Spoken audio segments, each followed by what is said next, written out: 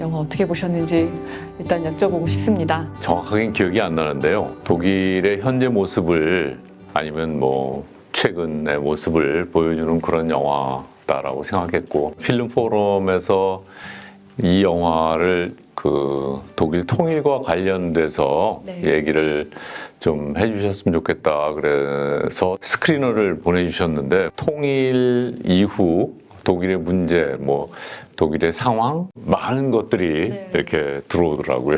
네. 참 흥미롭게 봤습니다. 네, 그렇죠. 이 작품을 만든 그 감독, 토마스 슈투버 감독도 이제 독일 출신 감독이고, 이 작품이 이제 원작이 있는데 원작자도 그렇고, 그래서 이들이 생각하는 어떤 통일 이후의 독일의 모습을 이 작품에서 참 잘 담아내고 있다라는 생각이 들었는데, 네. 뭔가 발전했을지 몰라도 그렇게 행복하진 않은 것 같다, 감정적으로. 뭔가 예전에 대한 뭐 미화시키거나 이런 부분보다도 향수는 분명히 가지고 있는 요소들을 좀 볼 수 있었던 것 같아요. 말씀하신 대로 그냥 이제 이 작품을 어떤 뚜렷한 관점을 갖고 보지 않으면, 전과를 가진 한 청년이 마트에 취업해서 성장하는 이야기, 사랑과 우정을 동시에 경험하면서 뭐 그냥 그 정도로 또 요약이 가능할 수 있겠지만, 여기 나오는 뭐 브루노라든가 마리온 같은 경우 이제 어떤 그 출신이라든가 이런 것들 배경을 갖다가 다 같이 이제 고려해서 보면 분명히 더 많은 정치적인 색깔들을 또 읽을 수 있는 그런 작품이라는 생각이 듭니다. 아까 전에 배우 얘기를 하셨는데 잘 모르실 것 같아서, 진짜 이제 한국에서는 잘 알려지지 않은 배우들이잖아요. 브루노 역할 한 배우가 그 배우 영화를 예전에 헤르베르트라고 우리나라에서는 소개가 되지 않았었는데요. 제가 독일에서 본 적이 있는데, 나이가 든 복서 역할을 해요. 그러니까 복서가 권투 선수, 몸이 좋잖아요.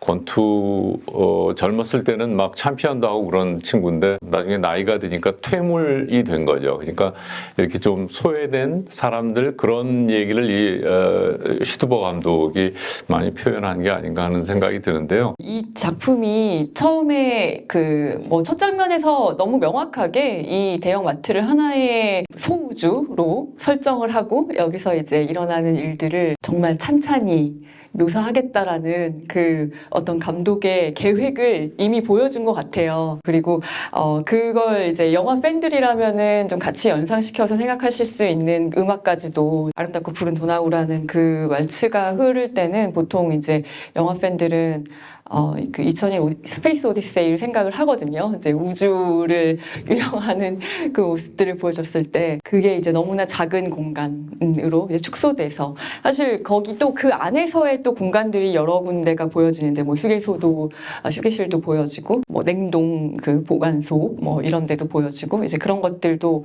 하나씩 이제 상징적인 의미를 띠고 이제 이 영화에서 순차적으로 보여주고 있습니다.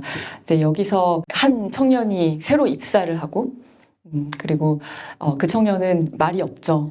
네, 그래서 이제 이 청년이 처음에는 이렇게 말이 없어서 답답하고, 이제 이 영화를 어떻게 끝까지 볼 것인가 이렇게 생각을 하지만, 이제 거기에 그 캐릭터는 나중에 이제 자기의 어떤 숨겨진 또 비밀스러운 그런 과거도 있었고, 그의 이제 이야기를 하기 위해서 이제 주변인들과의 어떤 관계가 이제 등장하기 시작하는데요. 130분이라는 그 러닝 타임이 지금 우리 OTT 시대에 또 계속 익숙해져가는 관객들에게 그렇게 쉬운 러닝 타임은 사실 아닌데, 이렇게 또 뭐 아주 드라마틱하고 막 뭐 폭탄이 터지고 막 이런 액션이 없는 영화라고 생각했을 때는, 그런데도 어떤 식으로 일단 변화해 갈 것인가, 모든 영화는 어떤 캐릭터의 변화가 있으니까요, 대부분은.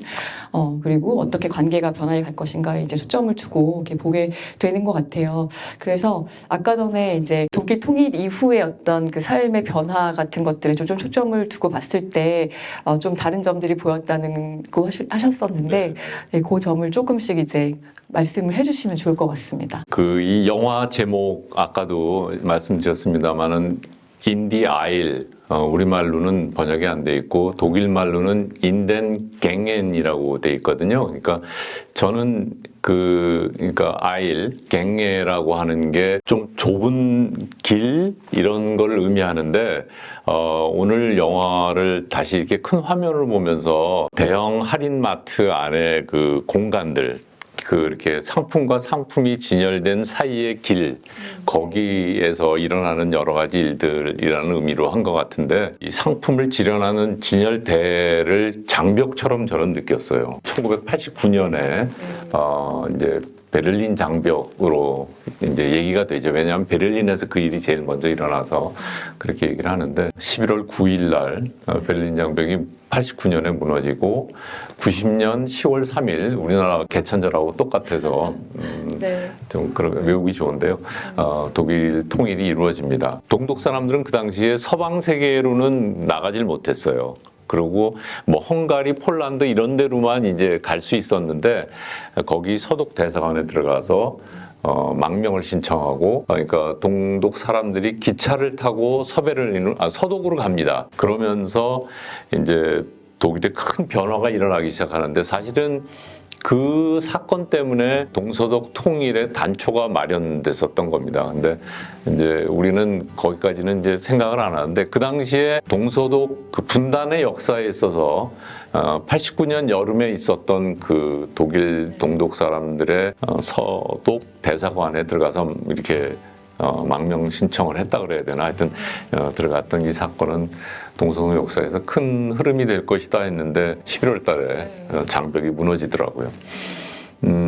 그러고 나서 이제 독일 문화원에서는 동독의 예술가들을 90년도 이제 통일이 되고 나서 많이 불러서 소개를 했었습니다. 전 세계적으로 소개를 했었습니다. 동독의 상황이 어떤지 다른 나라들에 알려주기 위해서 그런 이제 행사들을 했었는데, 지금도 제가 기억에 남는 게, 동독의 예술가가 이제 비행기를 타고 한국에 오는데, 거기 옆자리에서 우연히 이제 서독 사람을 만난 모양이에요.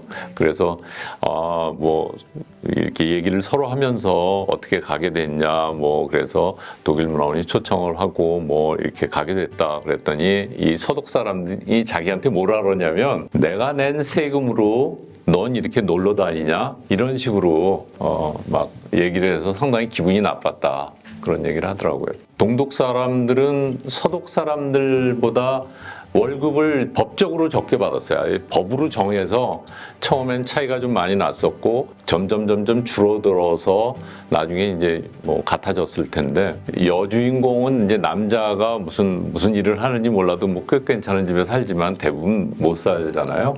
그러니까 그 쓰레기를 뒤져서 이렇게 유통기한 지난 음식을 먹잖아요. 그러니까 그 행위 자체가 왜 그래도 직장인들인데 최소한의 어떤 그 생계를 유지할 수 있는 비용을 받지 않을까라는 생각을 했는데, 저 정도로 그래도 아직 뭔가 그 경제적으로 해결되지 못한 부분이 있다라는 걸 보여주는 것 같았거든요. 근데 아까 말씀하신, 제가 좀 찾아봤는데 그 약간 그 임금 차가 되게 컸고, 근데 한 10년 정도 동안도 한 4% 정도밖에 줄어들지 않았다고 하더라고요. 아직도 지금은 잘 모르겠지만 몇 년 전에 뭐 한 70% 정도 동독인이 서독인에 비해서 받는 돈이 그렇게 좀 아직도 차이가 있는 것 같습니다. 지금은 없어졌을 거고요. 저도 뭐 조사는 안 해봤습니다만은 없어졌을 텐데, 하여튼 옛 동독 사람들을, 그러니까 통일된 이후에 만나서 얘기를 해보면, 우선은 대부분은 아니지만 상당히 많은 사람들이 직장에서 쫓겨났어요. 교육 분야에 있는 사람들이 대부분 쫓겨났습니다. 선생님들도 많이 쫓겨났고요.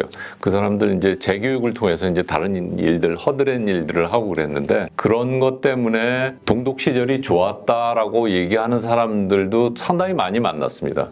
그리고 자본주의에 적응을 잘 못하니까 동독 시절에는 뭐 누구나 다 원하면 직장을 얻을 수 있었고, 임금 격차 뭐 이런 것도 그렇게 많지 않았고, 자본주의 사회의 그 격렬함, 이런 것들에 적응을 잘 못하더라고요. 예. 그 당시에 통일되고 얼마 정도 있다는, 나중에 물론 이제 교육 새로 받으면서 적응을 잘 했겠죠.